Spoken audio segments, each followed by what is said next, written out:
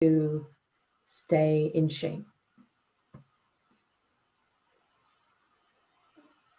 There was a spin studio that went out of business near me, and I just walked in and said, "Are you selling your bikes?"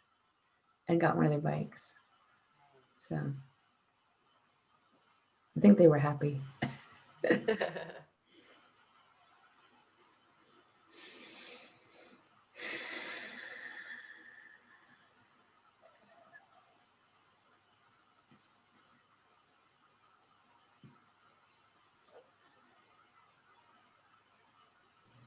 Okay, I'm gonna admit everybody.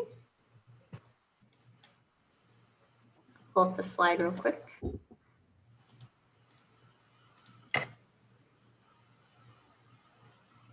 Hey everyone, welcome. Hey Beth.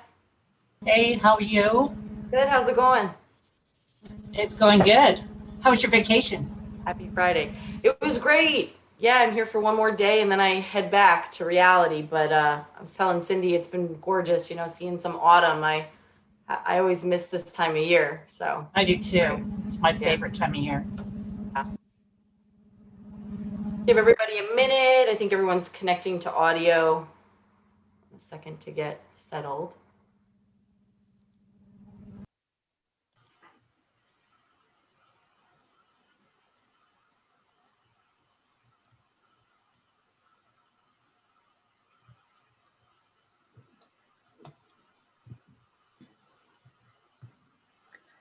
Hello there, Melissa, Alika. How Hi. are you? Good, thanks. This is my first time jumping in on one of these, so just kind of checking out content and dynamics and what kind of things you get into. Yeah, well, you were in the right spot on a Friday afternoon. To have you. All right. Well, I think everyone's pretty much settled. So welcome everyone. Welcome to our AMA. This is our Ask Me Anything series that we do every Friday at 1:30 p.m. Eastern with a different pragmatic instructor. So want to welcome Cindy Cruzado. Hi, Cindy. Thanks for being with us today. Nice to see everyone again. Great. And of course, we should do a little plug for our pragmatic alumni community. This has really been blossoming over the last month. You know, we are at over 500 strong and still growing. So it's certainly very exciting for us. And for those of you who don't know, this is our members only pragmatic alumni community. We have a huge curated library, peer-to-peer discussions, members only events, you know, really a concierge team that's really designed so that you guys can spend less time searching for answers and more time implementing those solutions. So you can find out more at pragmaticinstitute.com/community. And just a reminder that, you know, we did have folks write in their questions prior to, but we love when those on the call ask questions and engage. So feel free to do so. You can send those to me personally or send those in the chat and we'll make sure that we get them over to Cindy. So in the meantime, Cindy, shall we get started? Let's do that. You know what I was going to just tell you today, you reminded me that the pack is coming up in class now. I have heard some people reference, I joined, I met somebody doing something interesting and I got to talk to them offline and I was like, oh, that's fantastic. So there we go, feedback loop for you. I'm hearing it in the classroom. Yeah, that's great. It's great to see so many people engaging and really sharing their resources and everything. So, you know, it's a great place to be and just to watch it grow has been awesome. So I'm looking forward to see how it progresses. Mm-hmm.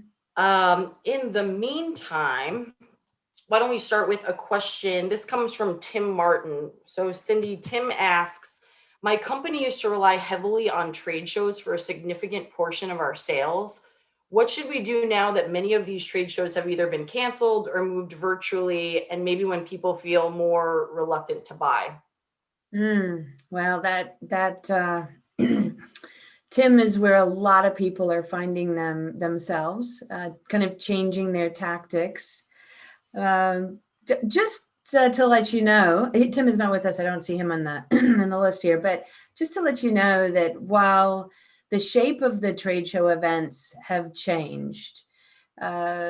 Events like that of that magnitude are still happening, and this has been a little bit of a creative shift. Maybe companies are taking on the ownership of reaching out and partnering with people in their networks or in their ecosystem, and pulling together a virtual event with virtual booths and avatars and all that kind of fun stuff, and still finding ways to drive engagement. And I have participated in a couple of those, and they have been as effective as I thought they would be, and more effective in other ways. And it's almost like when somebody comes by your booth or raises their hand and says they have a question, that you get to know them faster, more personally, especially if they turn on their video like we are here today. That engagement. And so I think that while trade shows might be canceled, they're being reinvented across the board. But one thing that I would always say to do when we're rethinking the tactics, maybe we have less budget to do those tactics with as well.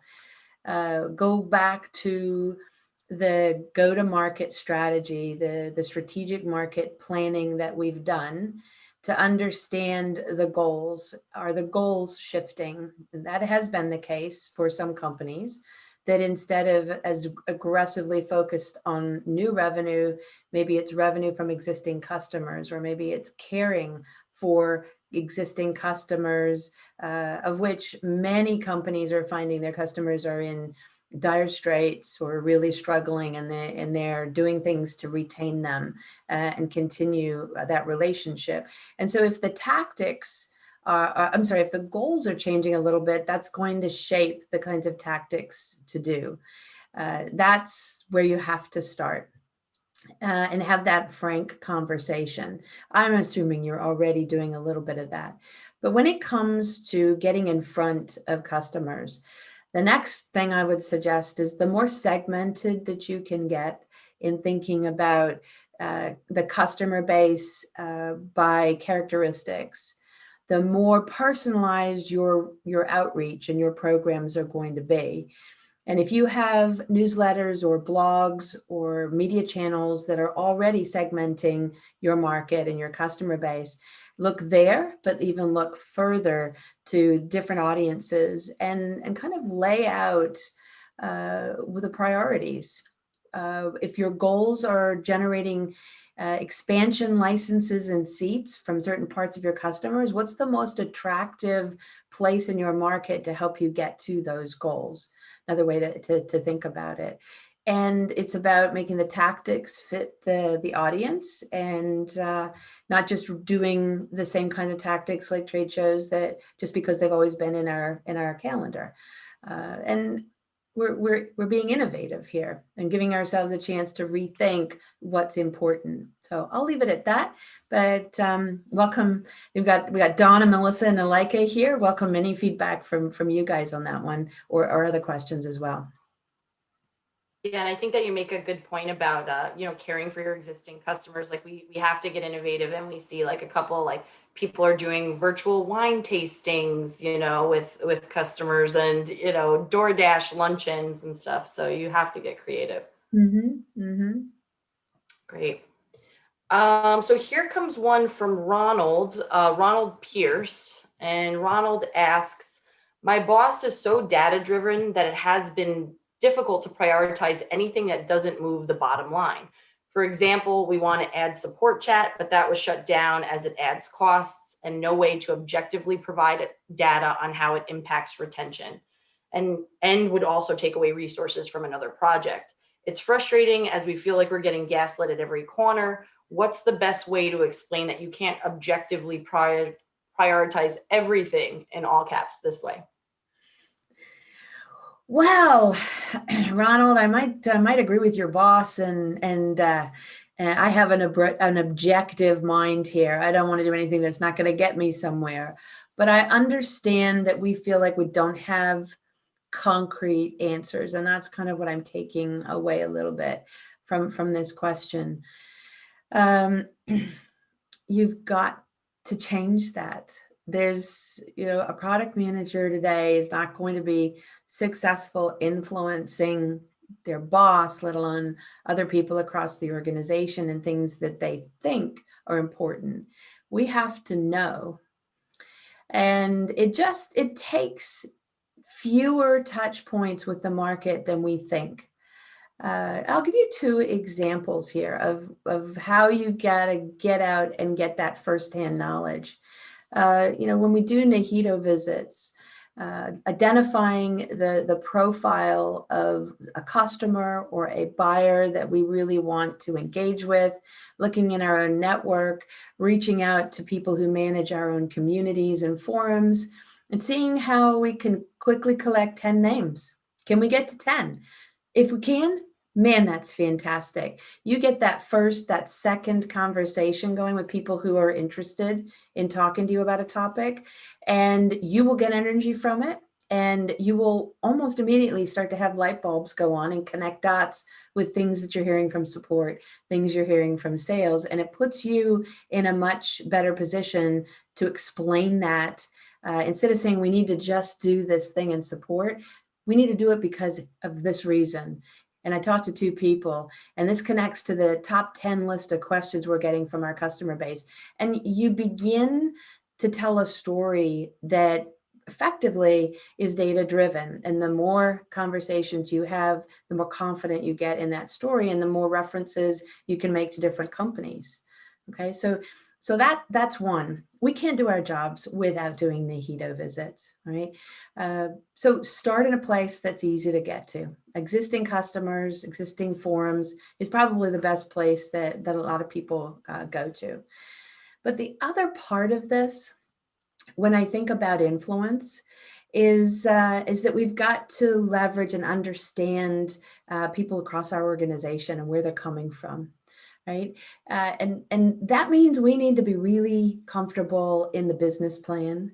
We need to be comfortable in understanding how the plans for sales and the channels are being prepared. We need to understand if we don't have a seat at the table in creating the roadmap, then we got to know more than just when the next release is coming and what's coming after that. We need to understand that why that sequence, why and problems for.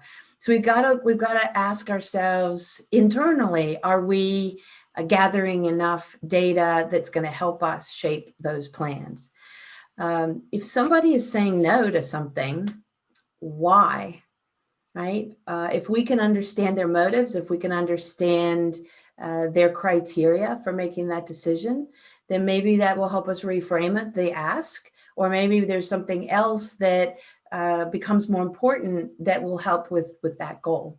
And we're trying to just get to that common understanding of how everything we do in solving problems in products, building new solutions for the market, and supporting them is trying to drive the business.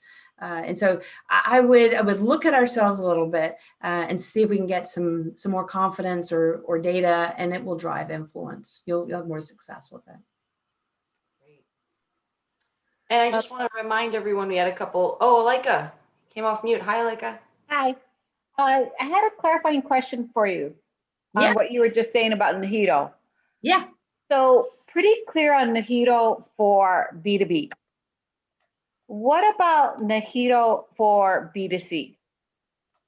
What are some recommendations?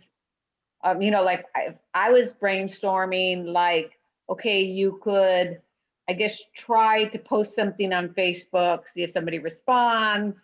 You could hire, if it's a little more expensive, a firm to do, like a survey of your potential market segment. But what's a scrappy way of doing Nahito for B2C? I have a favorite. So is the question, how do I find people to talk to? Or yeah. Oh, so that's the question. All right. Yeah.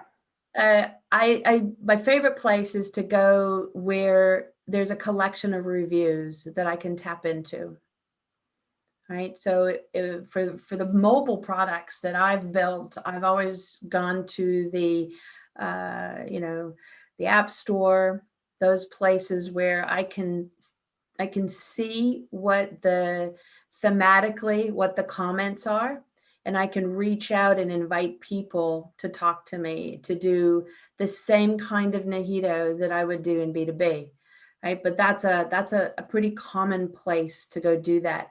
If we in our organizations, if we have communities or forums, and we have ways that people can give us feedback, and that includes survey data.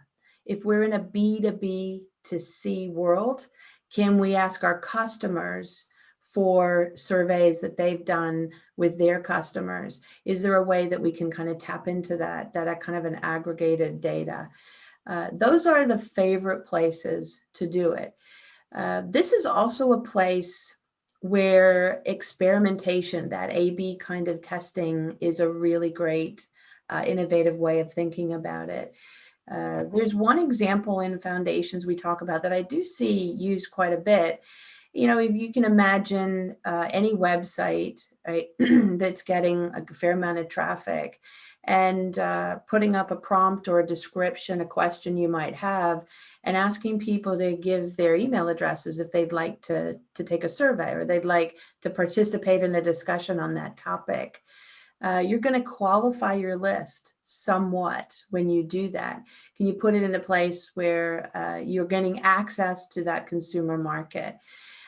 You could do other things to put roadblocks up in front of them to further qualify them, additional questions, or kind of a preliminary short survey before you give them, maybe get them on the phone with you and doing a full Nahito.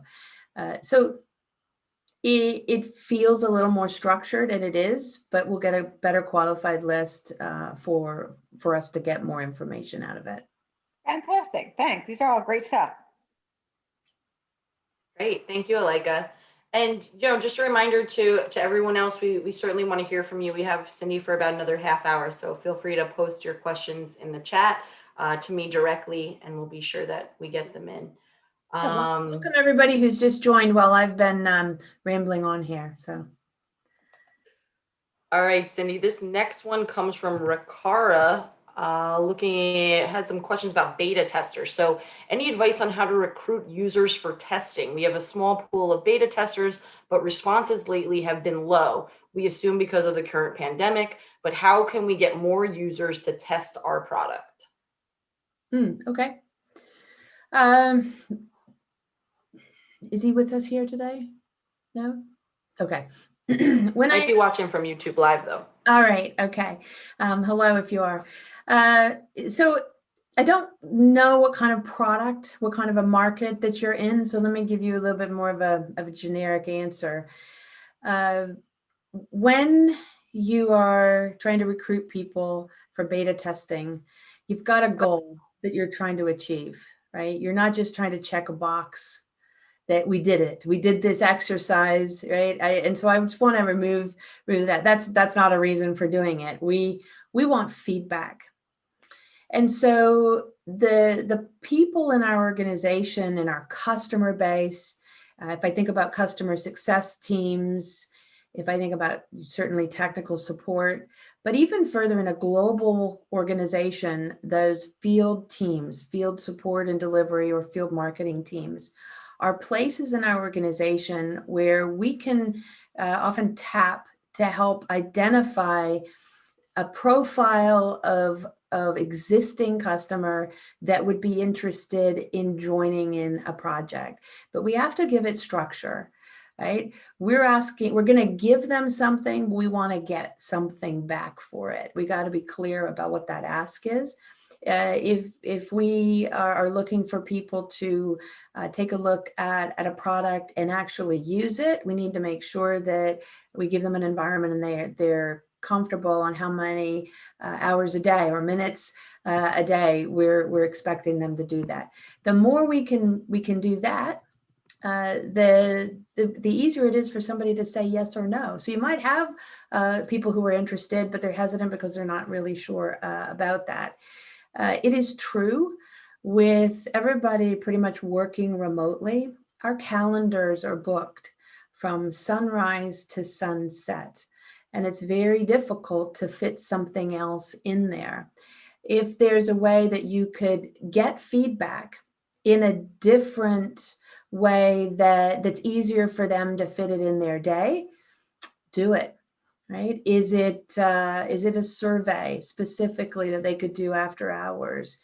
Is it watching something and giving feedback on that? Give them a different, more creative way of doing that. But ultimately, when you set those goals, we're looking for people that we like to think of as pioneers, that are interested in trying something first. And when we talk to our technical support teams, who are those individuals or companies that typically are the first to raise an issue? They're the first to see something, if it's a bug or if it's something that could be better. Who are those people recognizing things first? They might have that characteristic of curiosity and interest. They might be using your product more heavily in that area and have more of an interest or urgency to see the new thing and be more interested in giving you feedback on it. So what I'm talking about is kind of not just blanketing the customer base with this invitation, but working a little bit more prescriptively to find people that are showing characteristics of being more interested in it. Okay. Great. That. That's really. Oh, I'm sorry. Go ahead. I was just going to share, this is Alika. We, to build on what Cindy was talking about, we actually have a whole beta checklist. And at the beginning of it, to her point, we look for a client profile. So for us, we have different versions of the software. And we typically already are doing voice of customers. So our beta clients are kind of at the top of our list already, because we do a regular like voice of customer, regular outreach to our clients. So we already have a good idea who our beta candidates. We then work with our contract areas and our services areas to figure out what kind of incentives we can give to our beta clients, meaning that we'll give them a free health check status. We create quality software for hospitals. We figure out what kind of services we could give them in exchange for doing the beta. And then in our agreement, we ask them to sign up to be either give us a testimonial or help us for with our early adopters to push out client adoption. Mm-hmm. But we have like a whole process around beta because it's so important to our success to jumpstart that release into the marketplace. That's a good example. Like, thanks for sharing that with us. I particularly like how balanced it is on the give and get, right? You're getting a lot out of it. You're putting a lot of the rigor in it, but they're also getting something out of it too. So that well done.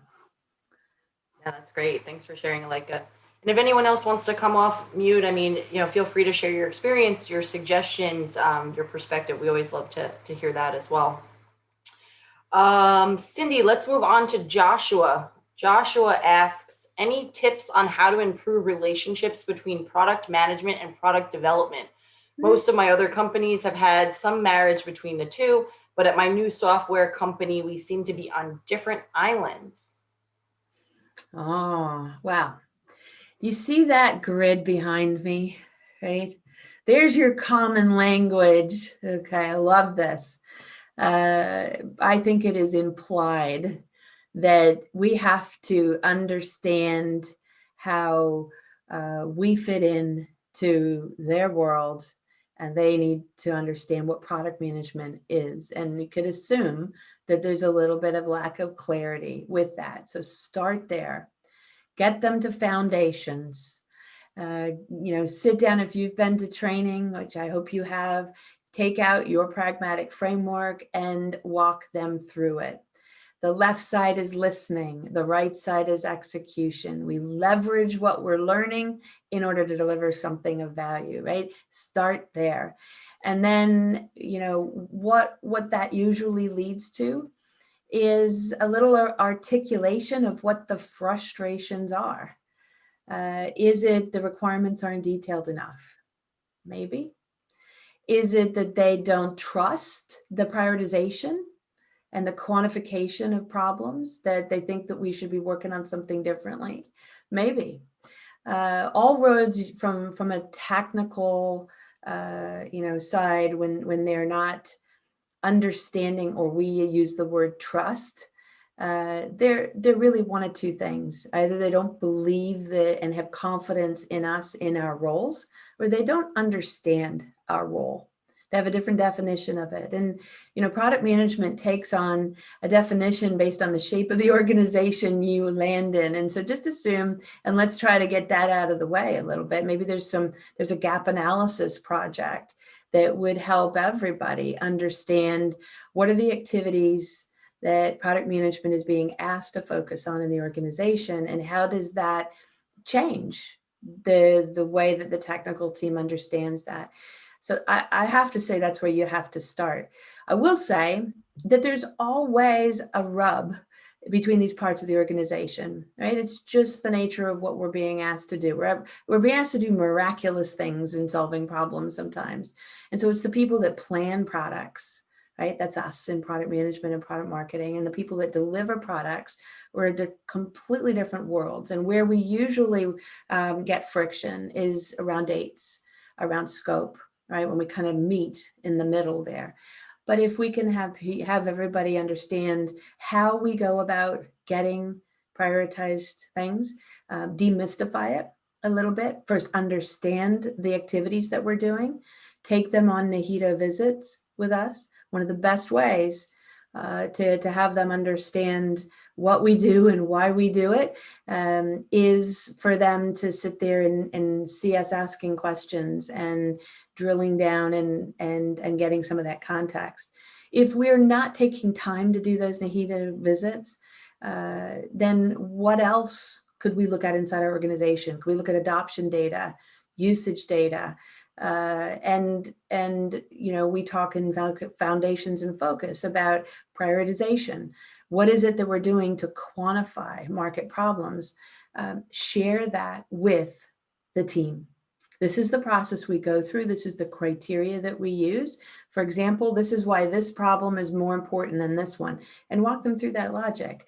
I think we educate and build confidence in technical resources when we kind of go through that a little bit. They're going to poke at it. They're going to disagree with us, but at least they start to understand our role a little bit better. The last piece this is a topic I could honestly talk about all day, but the last piece of this I think that's important in an ongoing manner is that we need to find time in our process of building products. I know that's a big ask sometimes to find time when we don't feel like we have it, but we've got to transfer knowledge to our team continuously.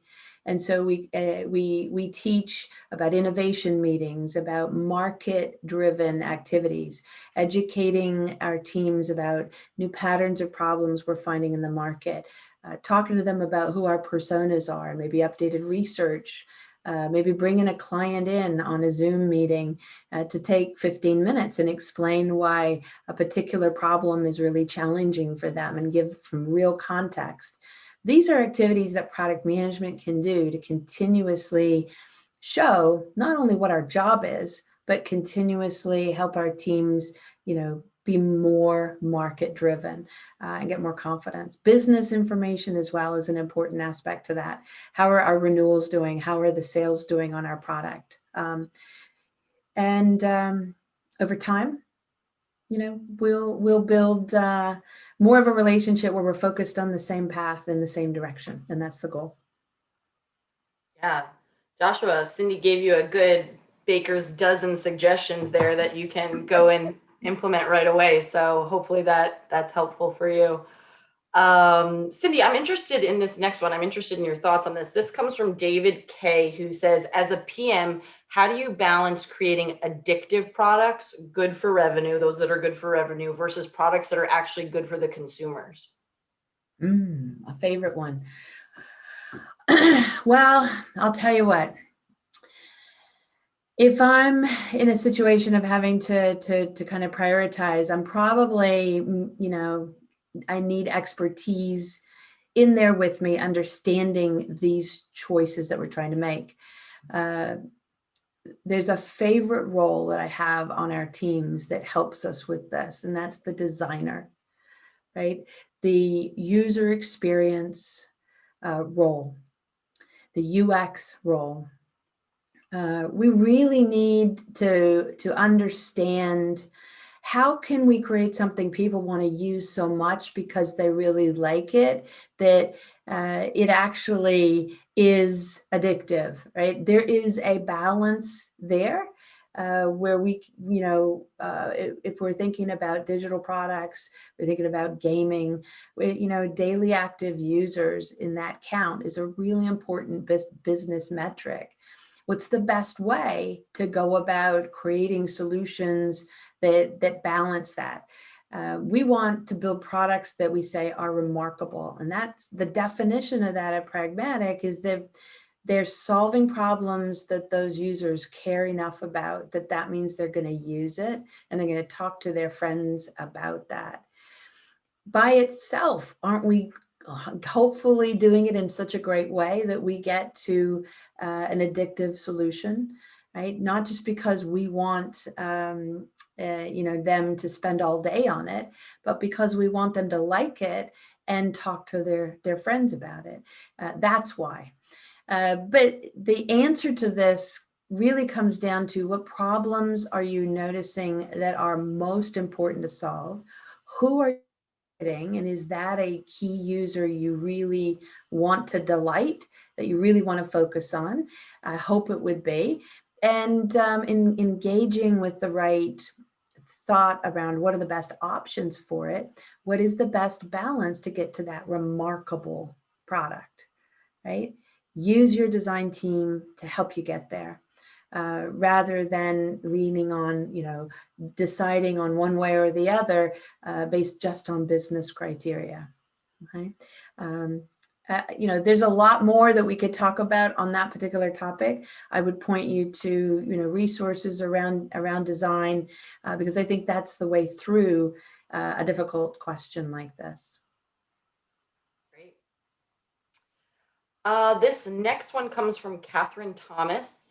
Catherine says, I'd like to move from my current role in operations to one in product management. My company doesn't have the ability or bandwidth to help me make the transition. What are some of the resources I can look into? Well, welcome. This is great news. I love to hear this.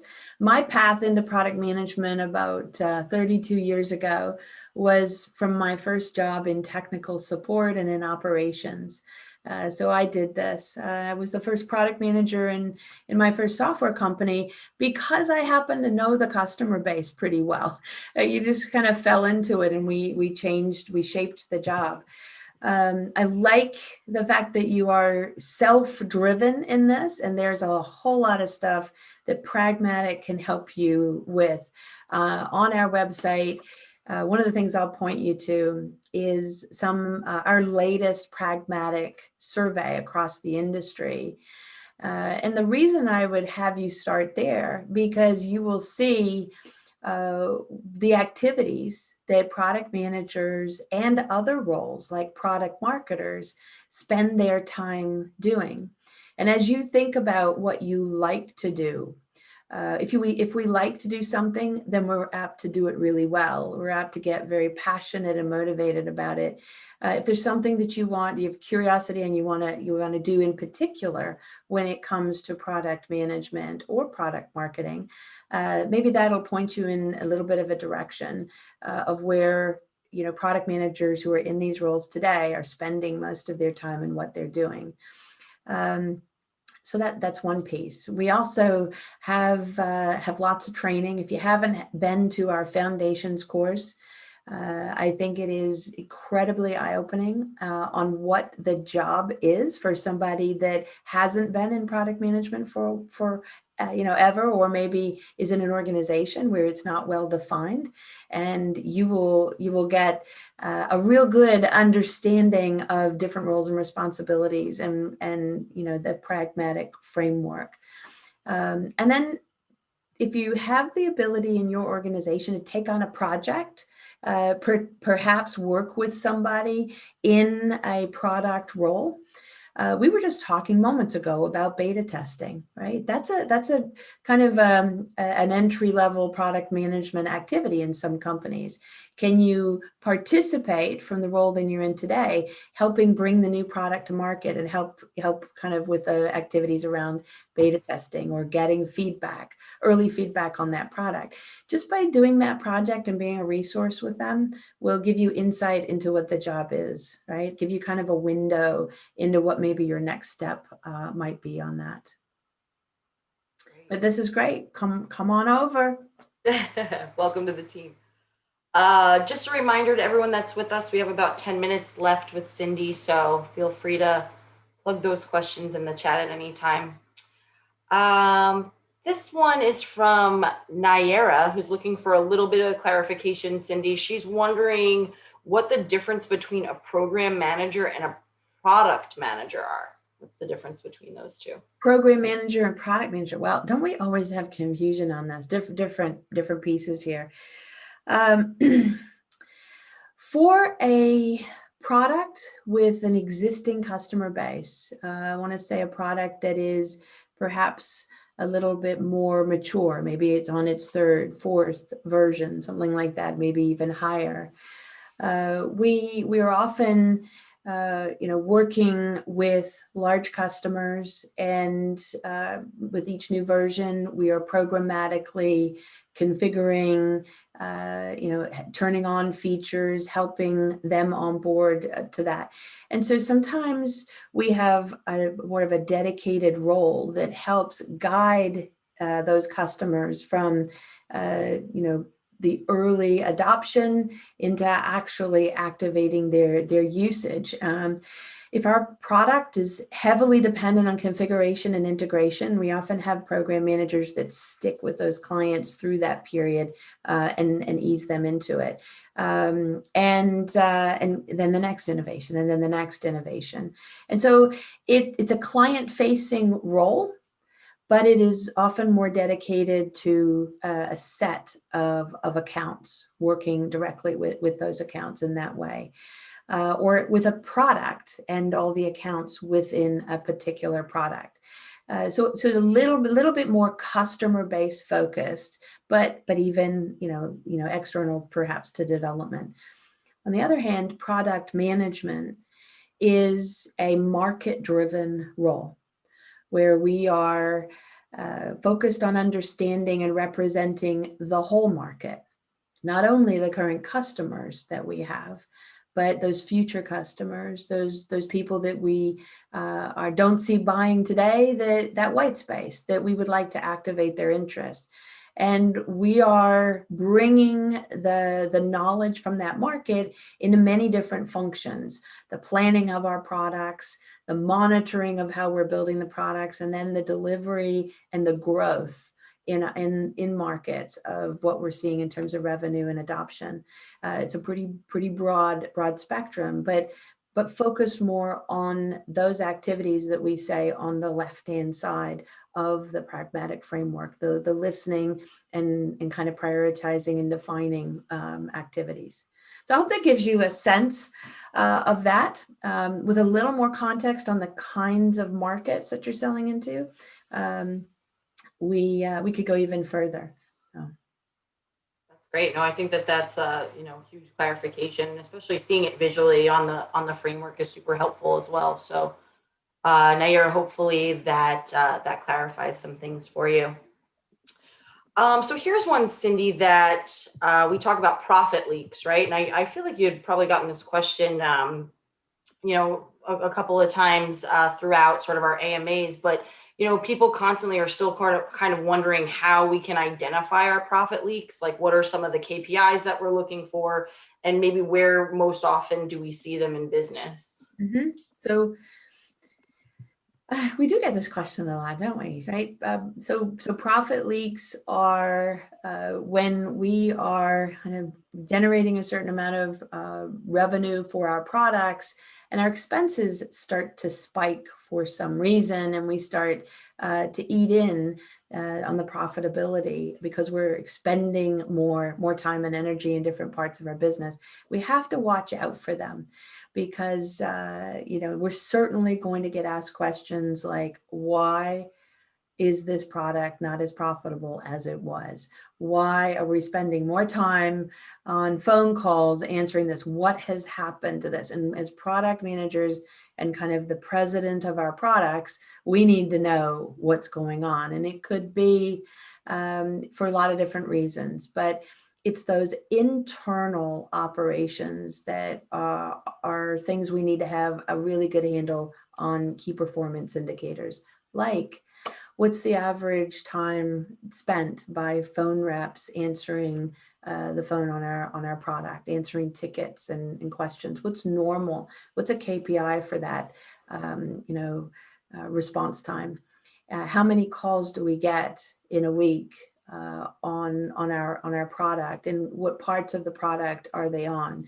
And knowing what's normal and seeing the anomalies that happen in that over time is probably what are going to be some reasons for why we're leaking profit. That's one, right? And if we've introduced a product that's new, maybe there's some problems with it, and our reps have to spend more time on the phone, and maybe there's more questions that they're getting. You're going to know that, but it has a financial impact on our product as well. But that's not the only place, right? We could be, we could have sales that in our pipeline that are being held up. We're not able to close business because we've had a delay in getting our product to market. And that can also operationally, impact the expectations that we might have for revenue and for expense. Maybe we're having to spend more time building the product or doing more than we had anticipated. So look across the business at things I just talked about: development, delivery, operations, but you can also look at marketing and the cost to acquire a customer. These are some of those areas that I would set KPIs so that as we launch new products, we can measure the new deals that we're doing, again, the new customers that we're winning, the business operations against those KPIs, and understanding, is it what do we expect, or are we leaking profit a little bit, and why? But be prepared for those conversations is the moral in all of this. Cindy, we have a question from Alika here, who is on the call with us, and perhaps I think Alika is off mute, so maybe she can help clarify, but it goes a little something like this. Does Pragmatic have a partner or vendor that has taken the Pragmatic framework and made some type of workflow? Alika, are you thinking more about the intake of information in that process, or are you thinking more about how it lines up to the development process? Yeah, so whoever asked the program manager role, technically that's my title that I was hired into at a director level. That being said, I've kind of retitled it for the organization and called myself a product portfolio leader, because one of the things is we brought Pragmatic framework into our business unit, and the challenge, the typical feedback we're getting from the product managers is there's so many boxes that they don't know what to do when. And so we've attempted to explain to them several times, well, hey, you have a new idea. First thing we need to do is look at our market. What market segments? Is there an urgent problem we're solving? The pervasiveness, willingness to pay, right? So we kind of take them to the left and say, hey, you got to start at the left. Now for releases underway, you're further along in the Pragmatic timeline, and you're more to the right? You're in the planning and the program. Mm-hmm. But yet they still seem very overwhelmed by all the boxes.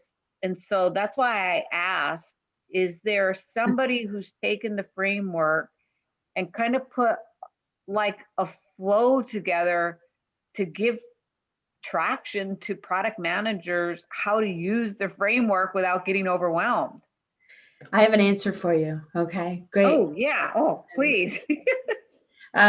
So we call this the framework because it can be, there's a myriad of ways that you can define roles in terms of which boxes a role might focus on. And as you know, I'm preaching to the choir here, you know that, right?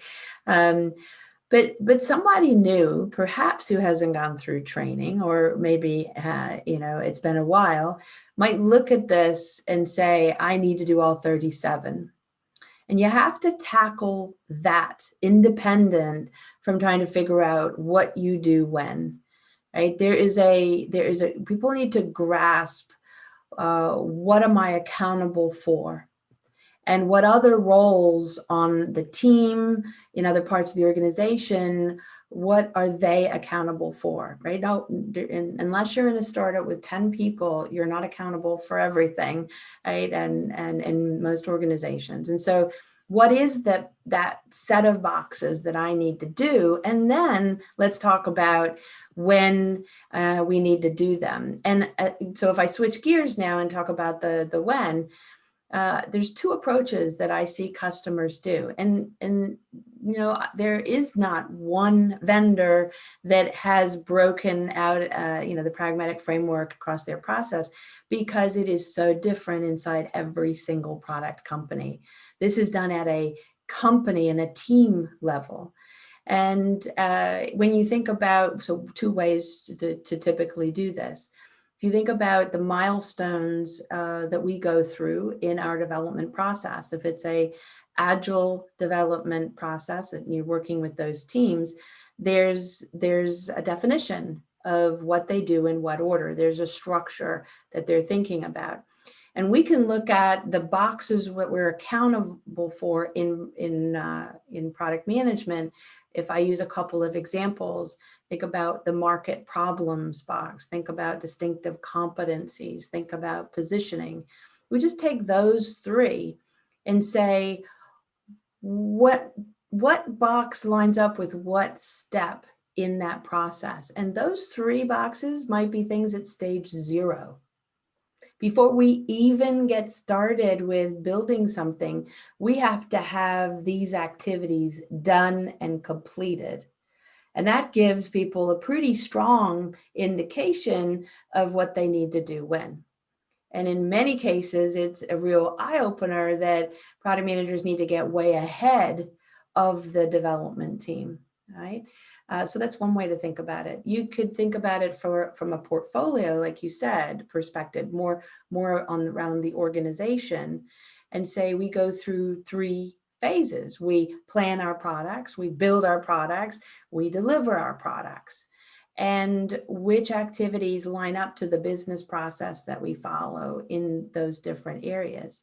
And that's how you start to get a little bit, we start to add activities and rigor into something that we're doing today. We're slowly transforming our organization into market driven is really what you're doing there. Yeah, and Cindy, I think you say like, look, every business has different needs, and I think that's really where our labs come in, right? Like we have these labs that will go in and we will assess and suggest, that particular business and what we can do to really aid in helping them move forward. So that's always a great resource as well. Well, and I think, I asked this question. So before I got into product management, I was in the delivery space through kind of the project program space. And they have the same thing, right? They had all these boxes. What happened is vendors started making literally methodologies out of these boxes. And that's why I was wondering if somebody's done that. But I think my takeaway from what you said is, I think we need to go, we have this toll gate process, where it kind of goes to kind of the plan, build, deploy, whatever, launch. And maybe we have to just put the boxes under there because they need a mapping. What happened is this particular group was a bunch of medical clinicians that then got slotted in a product product role slot. And so they need to map it to something. Otherwise they lost. Yeah. Take a stab at it, Alika, and reach out to me and I'll give you feedback on it. Oh, okay, cool. Thanks. That's great. Well, we've hit our time. Cindy, thank you as always. We always appreciate you being with us, letting us, pick your brain, giving us your expertise. So we certainly appreciate that. For everyone, just want to be sure that you guys know, join us next week. Our product chat series continues. It'll be next Tuesday, October 13th at 1:30 p.m. Eastern. We're having Pragmatic instructor Paul Young for his discussion on why your product doesn't sell and building a product team that works with sales. So in the meantime, thank you, Cindy. We appreciate you. Thanks everyone for joining us and have Thanks a for terrific making week. my Friday so fun. See you later.